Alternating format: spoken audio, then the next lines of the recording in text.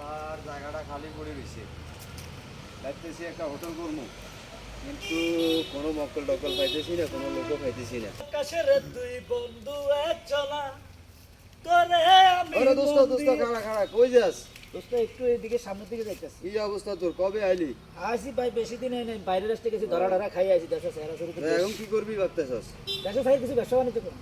এখন আমি তো চাইতেছি আমার এই জায়গাটা খালি করে দিছি, হ্যাঁ, এখন একটা আবাসিক থাকার হোটেল করার জন্য। এখানে হ্যাঁ এখানে তুই ভাবতেছি একটা হোটেল করার জন্য। আরে এখন ভাই, কোনো আয় তো লোক পাইতেছি না। আয় তো হোটেল করার একটা জায়গা চাইতেছি ভাই। হ্যাঁ। মানে এটা আমরা আসলে আমাদের নিজের জায়গা নেই।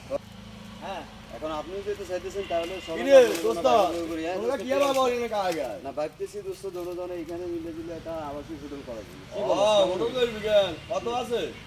নগদ তো ক্যাশ নাই, জমি আছে, ওর ব্যাংকে কাছে কত লোন আছে? নিয়ে করবো আর কি। সামান্য কিছু আছে, কিছু কত? উনি নে। আছে, লাখখানিক আছে, বেশি নাই। এই লাখখানিক আছে, বাবাটা কি এনে বেটা হোটেল মন্ডা দিব, যে বেশি হাগলামি বাদ দে যা, কোনো একটা কাশি পাওয়া দিলে দে। আরে ভাই, কিছু এই কিছু কাশি মিষ্টি পাওয়া দিলে দে। কিছু ইয়ে করুন। তুই দান্দা বাদল কি কি ওষুধ নেনে?